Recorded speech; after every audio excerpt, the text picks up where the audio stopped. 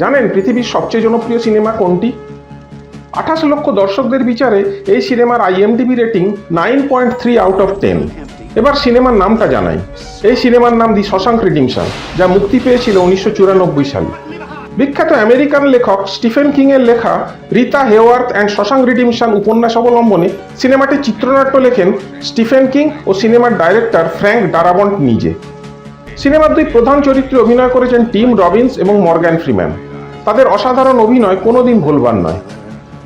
এটি মূলত একটি প্রিজন স্টোরি, অর্থাৎ কারাগারের ভেতরের ঘটনা নিয়ে লেখা গল্প। কিন্তু যা এই সিনেমাটিকে সর্বকালের সেরাদের মধ্যে সেরা করে তোলে তা হলো এর মধ্যে দেওয়া চিরন্তন আশার বাণী। আপনি যদি ভালো সিনেমা দেখতে ভালোবাসেন তাহলে এই অসাধারণ সিনেমাটি আপনাকে দেখতেই হবে।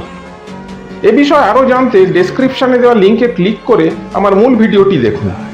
সিনেমার এরকম আরও অনেক খবর জানতে একটা লাইক দিয়ে চ্যানেলে সাবস্ক্রাইব করুন।